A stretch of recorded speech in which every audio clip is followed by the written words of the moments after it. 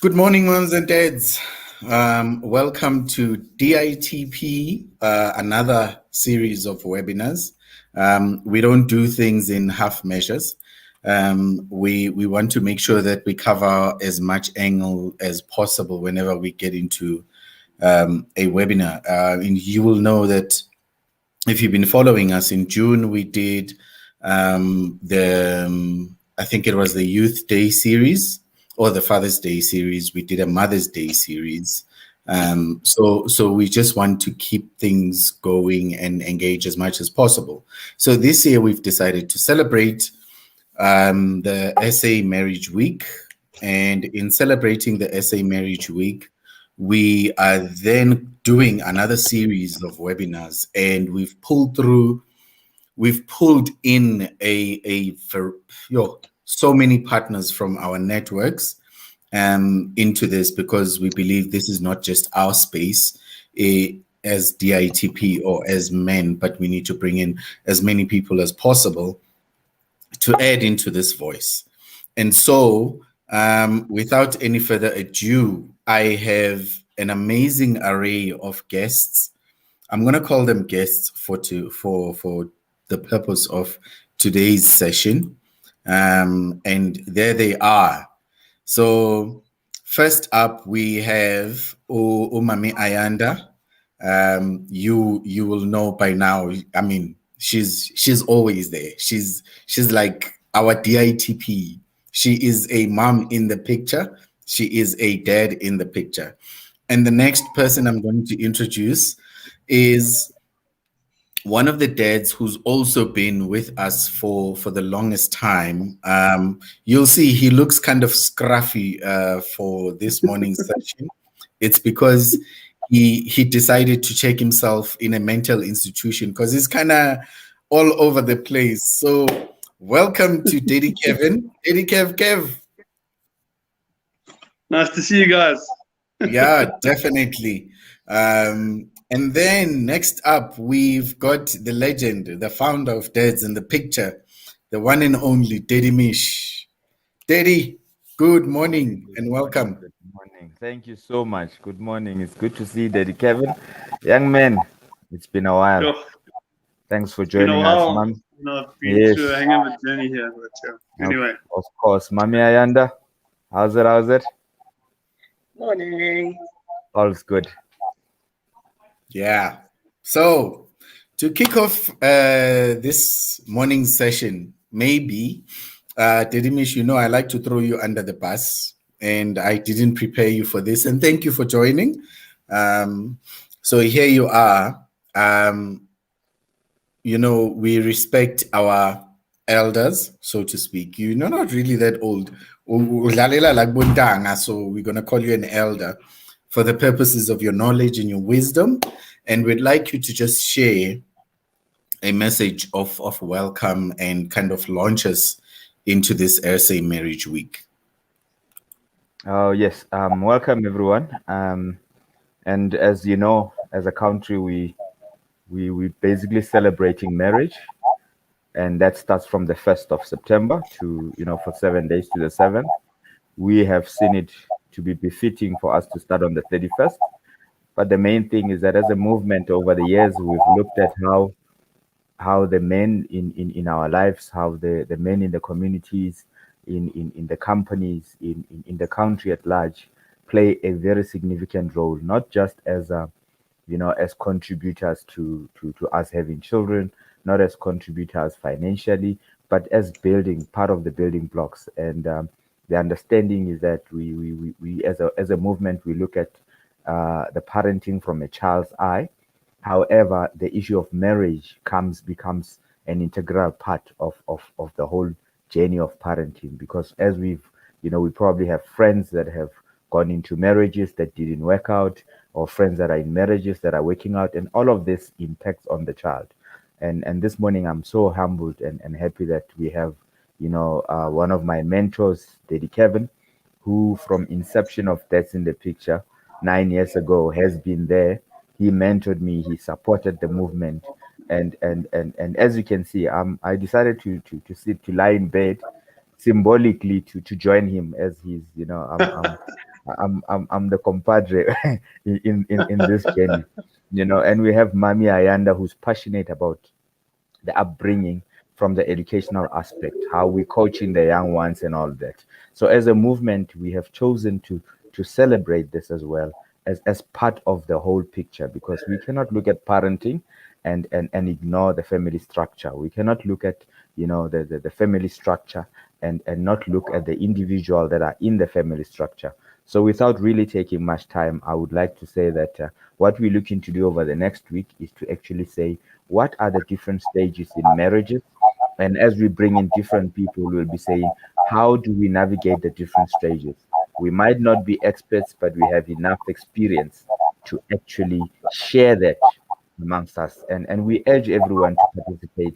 We urge everyone to send their comments and to actually be part of this family. If we are going to build the world, if we are going to build the country, if we are going to build communities in a better format, with better outcomes and with better results, we need to look at where it all starts. Me and you as part of a family, and me and you in a relationship that leads into a marriage. And as such, how do we make sure that that structure, which nurtures the next generation, is intact and is actually built for success of our families, of our children, and the communities at large. Dedizibuse, thank you. Thank you, Terimish, for that magnificent opening, and thank you for the solidarity of sitting in bed. Not Yes. making Kev be the only one who's in bed. Kev, maybe I'll start with you. So when we say preparing for marriage, I know that you have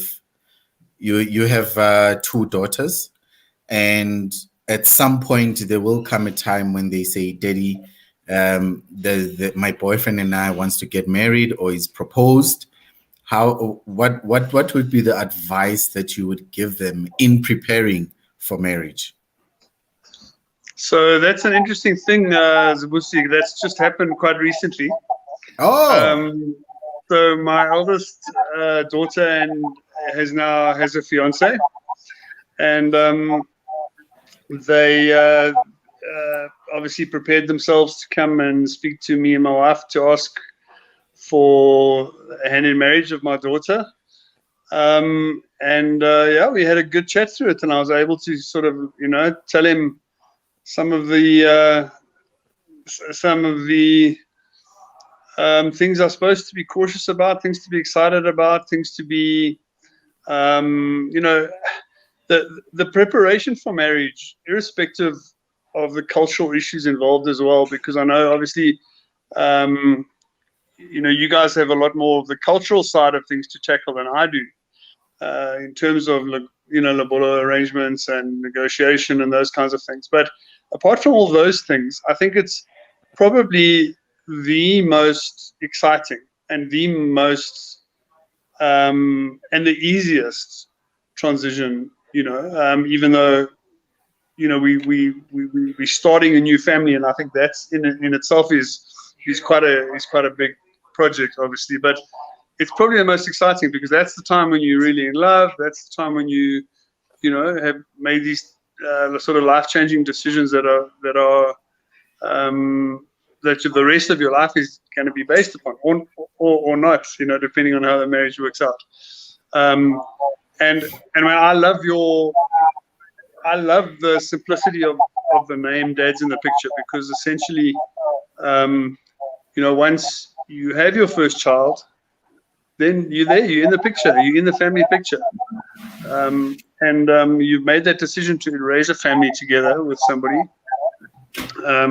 which is the most important stage out of all the stages, I think, that we're going to be talking about. That's my opinion. It's certainly the easiest, but it's also the most important, because you're setting the boundaries, you're setting the foundations for a young person's life into the future. So coming back to your original question, I think, when Duke came to see me and they and asked me the question, I was a very, very happy man because I love him a lot, and he's already become like a son to me. He's already treated my daughter like the special lady that she is. I've seen nothing in his character that I'm not happy with, and that's saying a lot as a father. So I'm a happy daddy at the moment. That's fantastic. I love the fact that you're a happy daddy and that they've already spoken to you. But I think what we'll come back to is then the experiences, maybe, and the advice that you would share from your perspective, having gone through this long journey of being married. But I'd like to, at this point, bring Mami Ayanda to the fore and say, Mami Ayanda, in preparing for marriage, what are the things that one can kind of needs to prepare themselves for? Do we look at mental, emotional, physical, social? What is it that we need to do? How do we need to prepare ourselves for marriage? And is it even necessary? Sure. So obviously, as a parent coach and a family coach, my biggest passion in this topic is always the children, you know, and it's unfortunate, but the decisions that we make as adults will literally have that effect. That is a do or die for these kids that we have. If you look at the stats, for instance, in the past year of our divorces that has happened, the application for divorces that have happened in our country, it's scary because for me, I'm just thinking about those children. The reality is, should a separation happen, the people who are most likely to suffer are the children, okay?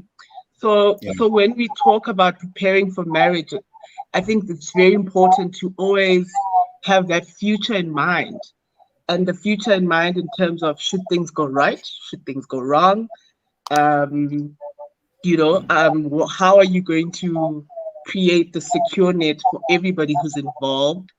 In my personal experience, I'm still trying to figure this thing out because there's a lot of things that happen, you know, within, just like Daddy Kevin said, you know, you will be born in a culture that has certain obligations, but you as an individual will have your own individual ideas between yourself and your partners about what you want to do as well. And sometimes it becomes a bit of a conflict of navigating where the collectivism of our culture comes in and where the individualism of that comes in, and how do you draw those lines. I'm trying to figure that out. It's very hard, I won't lie. And I'm hoping that even throughout this week as well, I might learn a whole lot from all the amazing guests that we'll be talking to.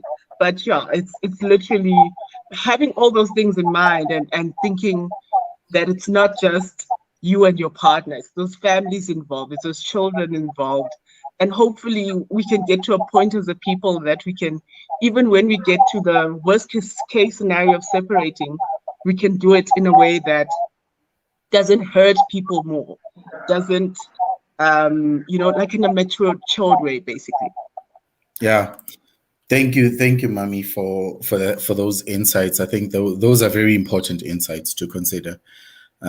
What if things work out and what if things don't work out? And with that, I want to bring in Dedimish. And the one thing that came to mind was how important is the character of both the people who are going into marriage for the couple when they get into the relationship, and then they start looking forward to marriage.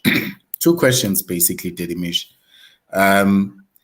Is marriage a necessity, first of all? Secondly, when you've then decided that marriage is what you want as a couple, how important are your characters in building this marriage? You are muted. Please unmute, Daddy. There we Oh, go. Daddy, that's a loaded question, quite loaded. Both of the questions, but I think the first one, is it important? If we look at ourselves as human beings and we bring in the aspect of belief system, and in my case, I would also want to bring in the aspect of spirituality and understanding that the spirituality plays a role in things like intercourse, in building something, a unit. So you need to find a way and validate what is it that your belief actually speaks to. If you say you are just a Christian, I would use that example because I am one, then you would say you are following the principles that says marriage, children, it's a package. You can't be having children out of wedlock. So in that sense, then I would say then it becomes important. And if you are following the African culture and the African tradition, which also speaks to, well, or rather the African spirituality, it speaks to ukuhlanganisa imideni. So if you are bringing the two families together, that becomes marriage, because whatever offspring that comes out of that needs to belong in one of the two in one of the two families, or in the new family that constitutes of one and two. So it is relevant, and it is especially if you're going to have children, because the children then need to have that grounding and that understanding, or how did they come to be, and why is it that they belong to this family, and what makes this a family. So unless you have a different definition of what a marriage would be, then I don't see that being a problem. But if you believe that there has to be a union, then it's a marriage. That for me, it's absolutely necessary. And the reason why we see a lot of things going, haywire, in my opinion, is that in the African spirituality, we are not doing what we need to do before we even have children. We are always following, the things that have happened. We are basically running around trying to fix things. You'll hear people saying, I need a ceremony yokubiga umntwana. If Yeah. you are in marriage, you don't have to biga umntwana, because lo mntwana belongs to you. So we complicate things if we go forward into creating a union that is not within the marriage boundaries. So that would be my first response. On the character part, I believe character is important. However, character, as important as it is, I believe there's a level of maturity. And I think Mami Ayanda touched on thinking about what if. I wouldn't want to say think about what if things don't happen, but I would say people need to be matured enough and have the kind of character that says, now we are in a problem. Not anticipate a problem. That is the role of the insurance. But now we are in a problem. You can see with the two of you are in collision. The two of you are not in speaking terms. The two of you have actually discovered that you've got the different values, the different character for that matter. You can't live with this person. Then you need to know that you need to bring the children into the picture. Address the issue of the children. Before you pack your bag as a man and say, I'm tired, and Katele, you need to answer what happens to the children. Before you pack your bag as a woman, you need to answer the question of what happens to the children. So I would say character and maturity. And as such, what I normally say is that you need to give yourself time to grow. You could have the best character and even be married at 21 and make it through, but perhaps you need a bit of experience. By maturity, I'm more on life experiences, understanding yourself as well, knowing that Mina, this is what I stand for. Because maybe at 21, you haven't figured that one out.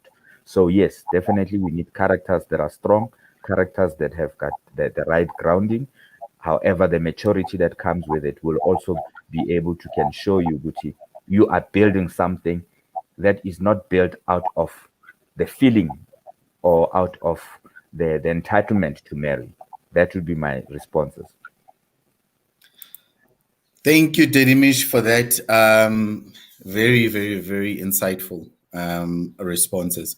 And when you're then talking about character in family, now what comes to mind is the thing of the family's background. How important, maybe I'd like to throw that to you, Daddy Kev, that thinking about now your future son-in-law, how important to you is his family background when he then comes to basically you and say, I'd like to have your daughter's hand in marriage? And maybe another question within that is, what would be your order of preference?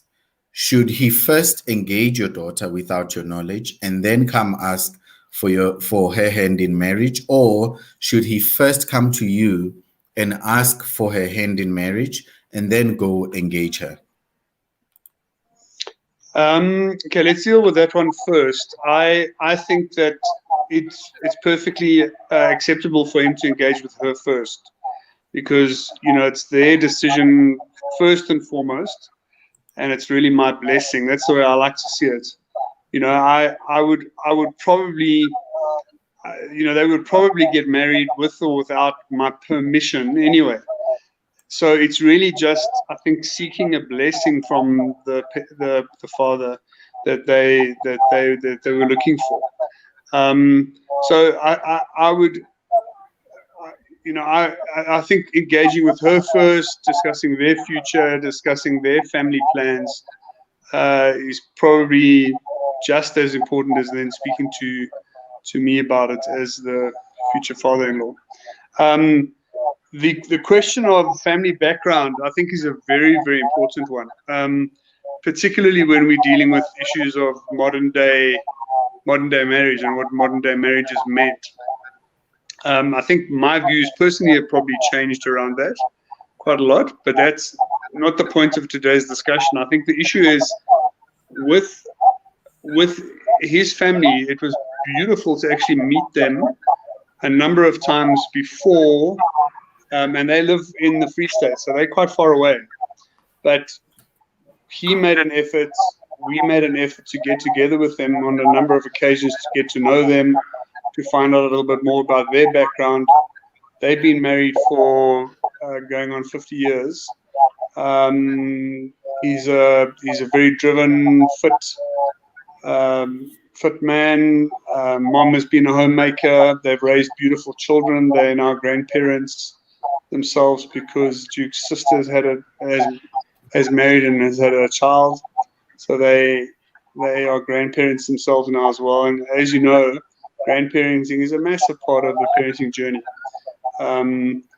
So we were very, very, it was another aspect, I think, that kind of was, wow, there's a solid background here. There's solid values. It's a solid couple, solid family values, particularly, which resonated with us because that's kind of how we've always thought about life. Colleen's mom and dad were parted through death. My mom and dad were parted through death very recently. So, and both very, very long marriages. So yeah. We always had those family values. We always had these values of marriages forever. And I think, when we look at it, mentioned the biblical or spiritual aspects of marriage. When Isaac, as an example, got married, he never met Rebecca. He sent his family out to find her, and it was then a case of Isaac, take thee Rebecca to be my wife, without really knowing her. But they found out about her family background, etc., and she came back. So marriage in those days was much more of a commitment than sort of the beautiful butterfly feelings that we get when we meet somebody and we see her walk past us. It was more of, I'm choosing somebody to be my life partner, which is often what happens in arranged marriages. I'm not obviously for arranged marriages, but that's the culture that in Indian culture, in a lot of Arabic cultures, there's this concept of a commitment to somebody for the rest of your life, irrespective of what really happens. And that's an interesting take. I'm not saying I agree or disagree with it. I'm just saying that's something that happens that's quite interesting, which leads to lower divorce rates as well. Yeah, thank you, Daddy, for that input. It's very insightful, and I think what I'd like to later come back on is the issue of actually two issues. The one of the blessing, you giving the blessing, and whether your daughter will get married with or without you giving their blessing. But right now, I want to highlight a very important aspect that you point out, that the grandparents were separated by death. And initially or essentially, when we get into marriage, the view is that I'm in this for the long run. I don't think nobody goes into marriage and say, I'd like to get divorced after maybe 2.5 years, but this one, maybe 3 years, I want to get divorced and marry somebody else. Unless if you get into that with that mindset, then there's something wrong. But I don't believe that any of us get into marriage with that idea in mind.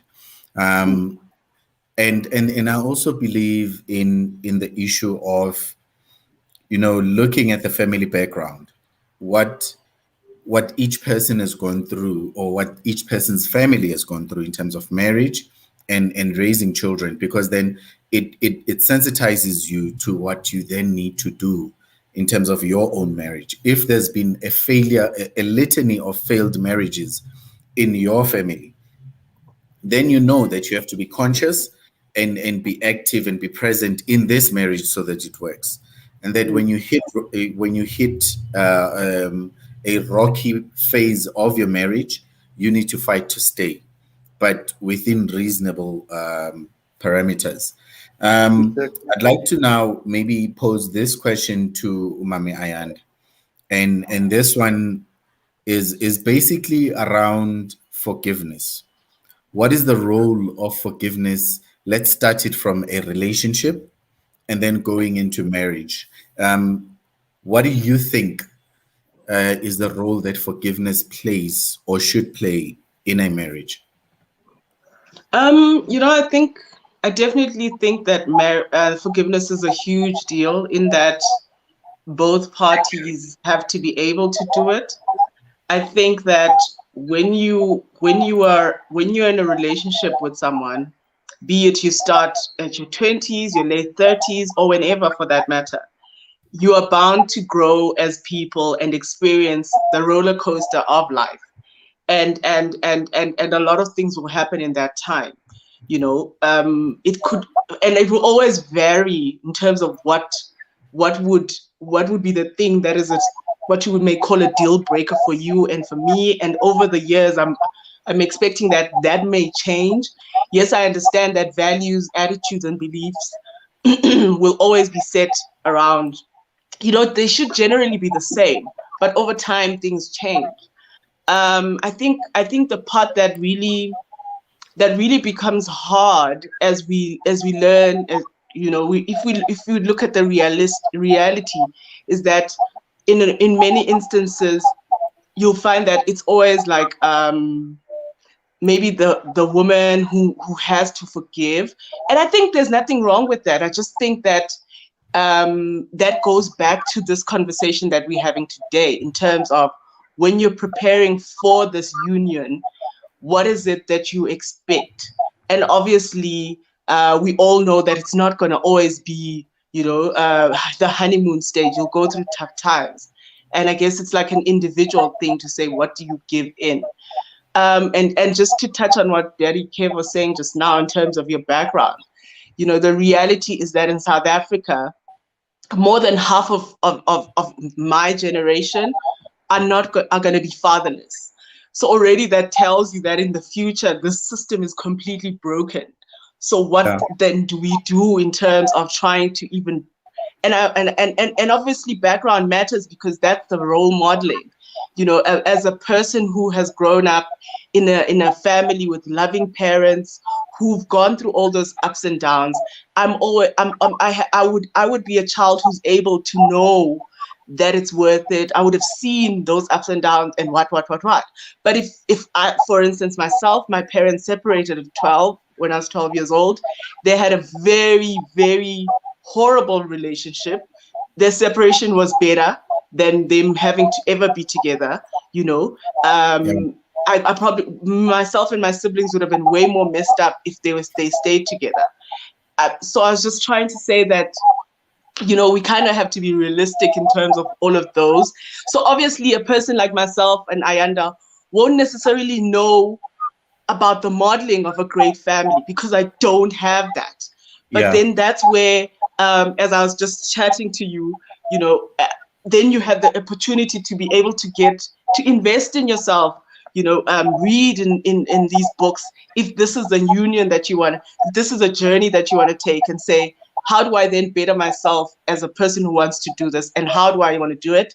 I always say that because I'm, you know, in terms of my generation, I'm not a stickler in terms of, you know, traditions and stuff like that. I'm kind of like in between.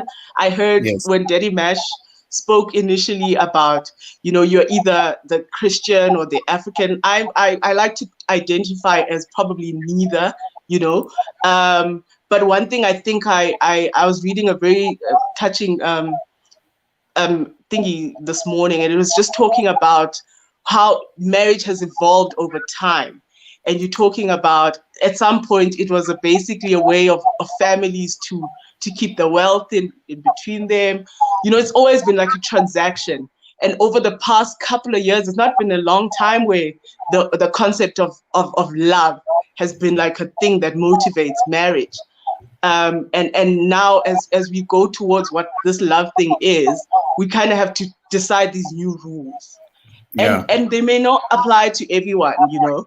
I mean, we know, for instance, things like your polyandry have become a rule now. You know, maybe not in South Africa, but in certain other countries, a lot of these girls are starting to opt for those things. I'm raising my children with the mindset that they will go and live in the rest of the world, not only in South Africa. And I want to open my mind towards the idea that they'll come back with different ideas of what these things are. And I'm open to that. But that's my generation. I guess that's me as a person who's very progressive in terms of how I look at the thing. Wow. Thank you, Mami, for those insights. I think they go a long way in preparing ourselves, in getting ourselves prepared for marriage. But as well as this notion of saying, let's not raise our children just to live in this micro environment that is South Africa or Africa, but allow them to be global citizens, allow them to think beyond our cultural norms, beyond what we know. I think that exposition, that kind of opening wide what is out there and then allow them to make their choices is important. Dedikev, coming back to what we talked about earlier, especially when it comes to your let's call him your son-in-law and your daughter, right? Suppose we throw in a spanner in the works and we say you did not approve of her dating him, and there they are now saying, Dad, I'm engaged to be married. Can you please give us your blessing? And also taking into consideration that historically on both families, there has been marriages that have lasted. There have been marriages that have lasted until couples were separated by death. And in your wisdom as the elder, as someone who's seen it, you would have analyzed the character of the person before disapproving of them. And you think this young man may not be the kind of man my daughter should be married to.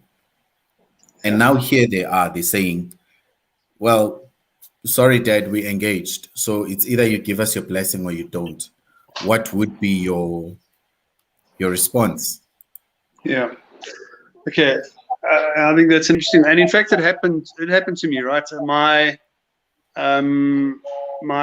brother, who I'm very close to, is 6 years younger than me. So in many aspects of his life, I was somebody that he looked up to and mentored. And so by the time he was ready to get married, I was married already. And, in fact, had a Taryn had already been born at that stage when he came to me and said, look, he wants to get married.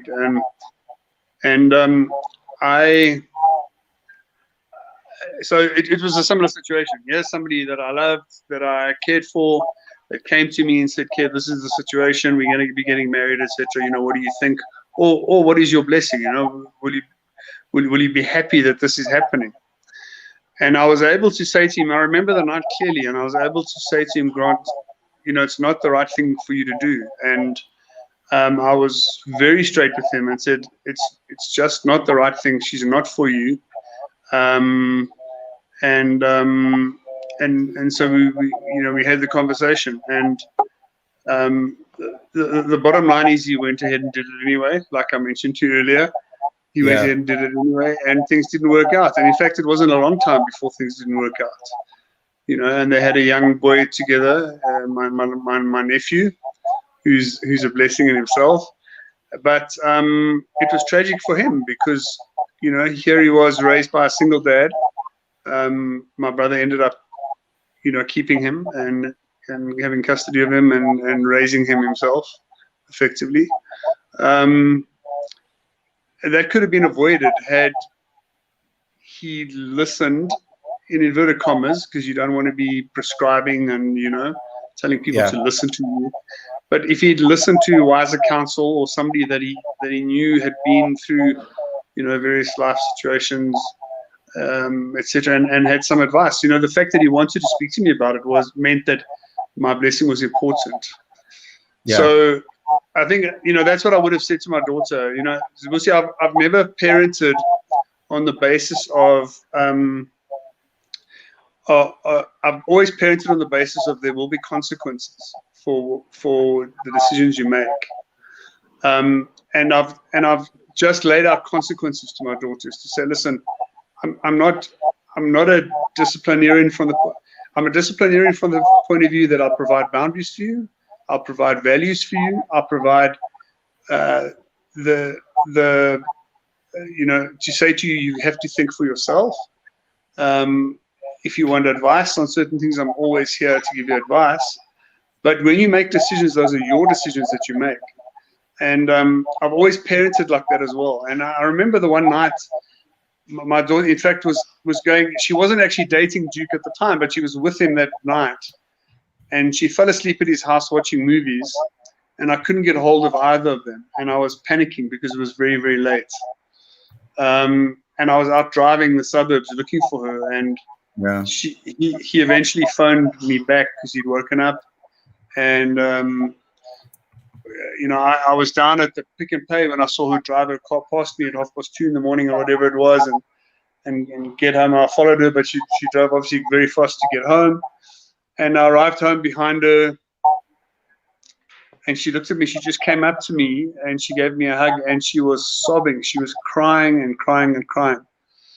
And you know, I never had to say another word to her after that about that incident, because I could see the consequences of what I'd instilled in her about disappointing her parents. There was true remorse. She was so unhappy that she had made us worry, that she made us upset, you know, that I didn't have to say, I didn't have to punish, I didn't have to do anything in that moment, because she realized the consequences of what she'd done wrong. And it's, you know, my brother's living with the consequences. And I would say to Taryn at that point in time, if I'm not giving you my blessing, these are the reasons why I'm not giving you my blessing.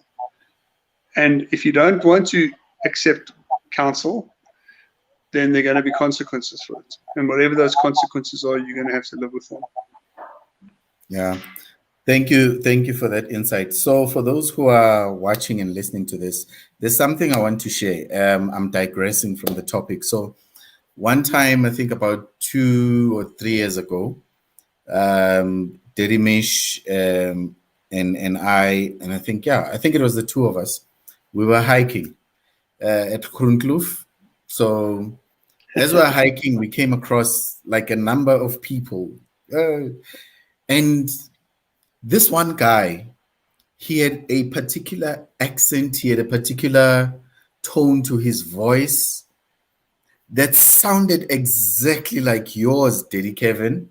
And it was amazing for us because we walked past each other, and then just further along our trails, we kept thinking, no man, that guy really sounds like Kevin. And eventually we were then coming face to face again with each other. And he saw our t-shirts, which we proudly wear, Dad's in the picture. And then he says, hey, you guys are from Dad's in the picture. I was like, yeah.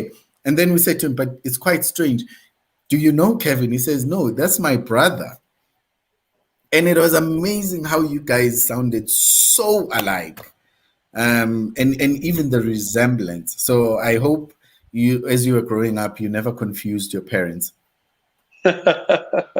We didn't, and I remember that day my brother spoke to me about it. Yeah. Okay. For now, I'd like us now to just touch on the comments that have come through. I'll take this one firstly from Daddy Bernard. He's saying our couples do not get proper counseling before they get into a marriage. They need to get realistic counseling consisting of facts and reality matters. No truths must be hidden. Mami Ayanda, your thoughts on this? Oh yeah, no, the honest conversations are everything. However uncomfortable they may be. Everything. I'm talking things like being so stressed out, maybe you might not be sexually excited. The whole 9 yards is so important. And it's unfortunate that that is something that we don't get a lot of anymore. I think it's up to an individual to actually go all out and say, in terms of preparing for this journey, this is something I need to do. So I always talk about the concept around a growth mindset in terms of anything that you do, whether it's in your career, whether it's in your education, academia, and obviously your relationships. I don't believe you should be the same person you were now, same as you were 10 years ago. That for me just shows that you're not willing to advance yourself as a person. So if you are a self-aware person who's able to say, where can I do better? How can I improve myself? And obviously there'll always be places in your life where you can do better than others, but always just be open to hearing that feedback. You know what? I know with myself and my partner, there's certain things that we talk about that are hard for me to even change as a person, but I'm very conscious of those and slowly, ticking those boxes towards improving. And I think if it's for your own benefit, I think it's really a conversation worth having, and that honest conversation also just comes with understanding what is a healthy relationship. I think that's also one of the hardest things that we are, even in my own personal experience, jolling before I was in a position where I'm in a committed relationship, not understanding what is a healthy relationship, not knowing what we're looking for in a healthy relationship. And of course, it comes back from that whole thing we spoke about earlier about the backgrounds that we come from, the modeling that we experience. We don't know what to look for in a healthy relationship, and we therefore get into these very toxic ones.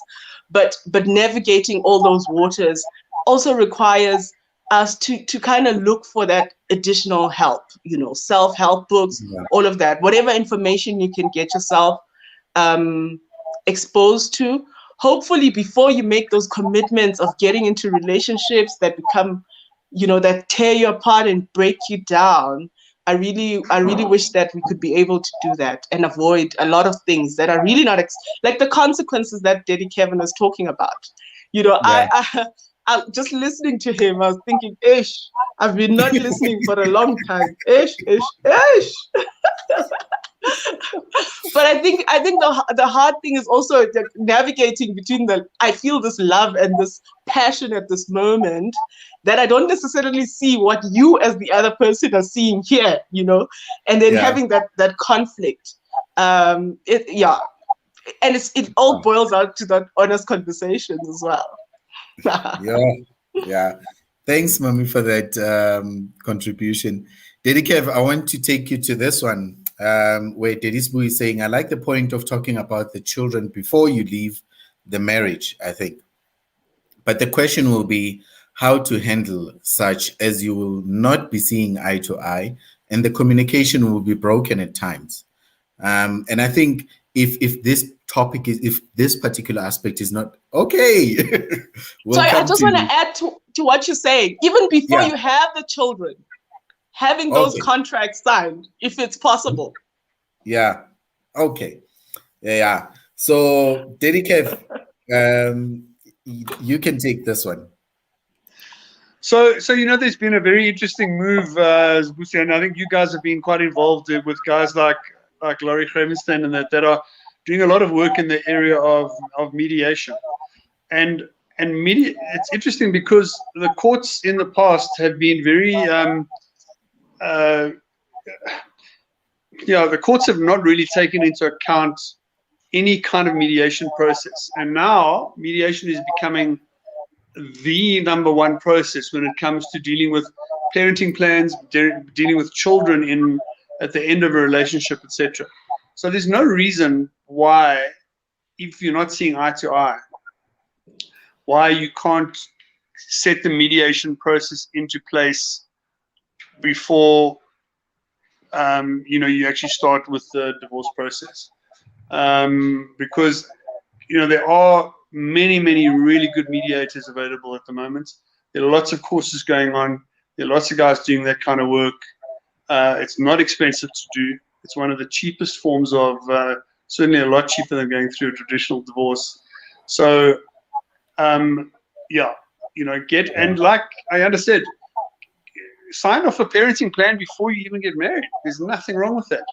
Where you have an agreement in place of how you're going to raise your children. Take a simple thing like, well, it's not so simple for me because it's a big thing for me, of corporal punishment. How do you punish your children? Do you beat them? Do you spank them? Or do you use timeout or one of those methods? I'm a firm believer in not beating children at all. The social science is overwhelmingly in favor of raising children without having to beat them. So get those kinds of things in place up front, and get those contracts signed. That's my view. Yeah. Thank you, Dedikev. I see Mami Ayanda is burning on this one. Take it, Mami. This one is me. Like I live for it. Yes. Dads, I've had the most unfortunate experience in my life of having gone through the family mediation process of your family courts and whatnots. And it is the most humiliating. It's just a very painful process. And I'd love to hear one day about other people who've gone through that process. But the sad thing is that, and then what happens is that it becomes who has the most money and whatnot, But what I wanted to say is that I think it's almost like a responsibility now that we might have to get to a point where we don't even have these children unless we get to exactly what Daddy Kev said, where we can sit down and say, okay, what is your idea of parenting? Because what happens is that a lot of us parent the way that we were parented, and the reality is, with best practice, science has shown us that a lot of how we were parented in the past is not the way to parent at all. I'm talking punishment, the ideas around positive parenting, all of it. So you almost like have to say everything that was done to me as a child, check it out, and think about parenting in terms of future-proofing your child, things like your independence, all of those things. You have to be like very conscious of those things. And for me, I think being a single mom of 2 kids, I think the most hardest regrets that I have to go through in terms of and exactly what Derek Kevin had said in terms of your consequences is the partners you then choose to pursue this journey of parenting with. Because it's one thing if, it's hard enough being a parent, but at least if you have the same values, same beliefs, same attitudes around all these things, then it's like already that's a load off. But if, for instance, the one partner would want to beat up the child when they're wrong, the one partner doesn't understand quality time, all of those basics, then it's so messed up. And for me, the thing that I struggle with the most is that it continues the cycle of abuse, of trauma, generational trauma, because I would be sitting here as a person who has daddy issues, and I don't even know that I have daddy issues. And then I take that out on the next party. And then those kids and my sons and my daughters do that to their kids. And whew, it's like it's very unfortunate. And I always say to people, we live in a very fortunate time where today you can get information like what we're speaking about today online. You can even get counseling for free. So once you ever feel like, listen, there might be something wrong with me as an individual, it doesn't have to be something that you share with everyone. Just a personal journey to say, with my future child, who's not even here yet, what do I go do and learn so that I can better myself? The one exciting thing that I've experienced as part of being with dads in the picture is that I've seen so many dads who are proactive, around, listen, my child will have me no matter what happens between me and my partner. And every time I see that, like my heart is just blown away, because obviously I have my own experiences in terms of what fathering is and. So when I see this very different thing, I just want, I'll give you free counseling just so that you become that father, and I don't think people understand how important it is to have a father in your life, for instance, in terms of modeling for us girls, the kind of men we attract, that's already like my whole future if I do it wrong. So if you as a dad get that and you do it right, then you're modeling for me, my daughter, your grandchild. Do you get how important this is? And it works the same with dads with their boy children, because then you're modeling what kind of a man, father, husband your son will be. It's just... Yeah. I won't stop talking about this topic. I can hear the passion coming through. But for that particular topic, I think we need a different session altogether. I'd like us to now move to this one, again by Teddy Bernard. Preparing for marriage also includes preparing the children, especially those we normally say they are stepchildren. And I think later on in the series of webinars, there's where we now talk about such dynamics. So I'll pass this one and we'll then come to Uterisbu. What factors should I look at in order to give proper advice if a couple is meant to be together? Yeah, Dedikev, what just repeat. Okay, the question is, what factors should I look at in order to give proper advice if a couple is meant to be together? Wow. That's a I love Ayanda's passion around reading and self-help books.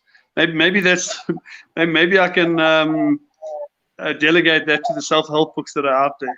I think there's a lot of there are so many views about what makes a perfect partner, or what makes, are you attracted to people that are the same as you? Are you attracted to people that are opposite you? Are you attracted in terms of star signs? Are you attracted in likes and dislikes? That's really probably a discussion that we can have over days and weeks. It's a very, very difficult one for me to answer. I don't know if Ayanda can maybe expand on that. So for me personally, the kind of person that I am anyway, I'm never looking for the same. I want a partner who balances out the crazy. Which is me. But I think things that are important would be things like, in terms of balancing out things like your intimacy, your understanding of what commitment is, and then the passion, obviously. I think I was reading an article a couple of days ago, and basically talks about how important it is to have these three things basically ticked off in long-term relationships. And then what I really found interesting is that it even went further to say that even in polygamous relationships, you'll find that there'll be different levels in terms of, you know, who the commitment, the intimacy, the passion, all of that. And so I think that I wish people could I mean, I know this is always like a bit of a conversation in terms of our culture and stuff like that and what's expected, but I wish people could start dating each other, getting to know each other first, and have a very clear understanding of who they are to each other. And almost, maybe it almost says like, the question I would have is knowing around, and then when you've had those relationships with each other, how do you know what to compromise on, who should compromise, and sure, and then deciding way later to bring kids into the factor, to bring marriage into the factor, you know. And I also think one of the things that I've been thinking a lot about in terms of planning my own relationship is then when you do have the marriage, what happens if things go wrong? How hard is it to then be able to walk away and say, listen, this is no longer where I am at, because it happens. Let's be realistic, you know. Yeah. And that's the reason why in the past year alone in South Africa, I was just reading the stats around divorce. It's like more than 20,000 people actually filed for divorce, because now people were stuck in a house where you get to really know your partner who you basically didn't even really know in the past. So I definitely agree with Dedcap. You have to do that extra learning for yourself, figure out who this person is that you're bringing in. What are the things that are deal breakers? Are you willing to compromise? All of those things basically needs to come into that, the foreplay in terms of thinking about that. Thank you, Mami Ayanda, and thank you, Diddy Kev. Now we're going to run through the next set of comments. So the first one, I think it's talking back to what Diddy Kev was then answering in terms of giving the blessing. So he's saying, speaking of giving blessings or not, I'm of the opinion that children need to be coached ahead of time to avoid the embarrassment or disagreement or displeasure of the parent not agreeing. And I think I agree with that 100%, that you don't want, both of them are here in front of you, or your daughter or your son is here, and then they're saying, can you please give our blessing and your blessing? And then you kind of like, no. Or then it becomes that uncomfortable conversation, because then it's already set kind of like a negative tone for the relationship going forward, or for the marriage going forward. Did he have your thoughts? Yeah, look, I think, you know, when Duke came to see me, he'd already bought the ring and everything, but he hadn't spoken. They'd spoken about getting engaged, but he hadn't actually asked her yet. So it was in a sense, I think he was showing quite a lot of respect around the blessing aspect, that it wasn't for him. It was maybe more. When I shared that I thought that I would like to give my blessing, I think that was maybe my feelings. I think he probably comes from a more traditional background, and that he wanted a little bit more maybe than a blessing. He wanted the authority, I suppose, you know, kind of transferred, because, you know, it was a beautiful time. He was able to sit there and show us the ring and tell us how he wanted to do the you know, the asking, etc., etc. So it was great. But yeah, also to coach children beforehand is always important. I think the more our children know, the more honest and transparent we are around coaching and around speaking to our children about issues in our lives, the better. You know, that applies in every aspect of our lives, I believe. Yeah. Thank you, Diddy Kev, for that. Maybe then what I just want to do now is share just these comments. So, Diddy Kev, they are for you. The first one is from Mami Pulani, saying, get well from your hospital bed. And then we have Udedi Sbunyembe again saying, get well, Diddy Kevin. And that thank you for you and the time that you are sharing with us. And one of our legends, I think one day we'll bring him on screen, Dedi Tabo's Tibla Mojapilo. Yeah, no trouble. Yeah, loving the discussion. I hope Daddy Kev gets well soon, and I hope it's nothing too serious. Yeah, he's just taking some vacation time, but he'll be back. He just wanted to grow his beard a little bit there. Yeah. I'm kidding. Yeah, Yeah. Daddy Kev, let's hand Right, over yeah, no. the closing comments firstly to you. Sure. No, look, thank you for your time. This hasn't been about me today. That's why I haven't shared what's happening in my life. But people are welcome to just ask me if they want to know more information. It's been quite a tough time. But Zibusi, as you know, I love being with you guys. I love sharing your vision. I love sharing what you guys do. It's always a massive privilege to be part of whatever you guys are doing. You know, when Ayanda was speaking earlier around, you know, her own fatherhood issues and just how important this issue is, you know, that again just sparks, you know, we've been doing this for a long time. I've been doing it for a long time. And every time somebody makes a comment like that, even if it's a colleague like Ayanda, you know, today, it makes it very special. It makes it all worthwhile. It makes the work that we're doing meaningful. So thank you for providing a platform for meaning, a platform for us to share, a platform for us to get to know each other. It's been a wonderful time. So thanks to both of you there. Thank you, Daddy. Mami Ayanda? Hush. I just want to say, you know, this marriage thing is a beautiful union, and however you choose to do it, go for it. What I really wish people could do is first spend a whole lot of time just getting to know their own selves first, before you even commit to the other person. Get to know yourself, get to love yourself, you know, do all the things, boxes that you want to tick yourself first, because I think that goes a long way into the maturity that you then bring into that next relationship with the next person.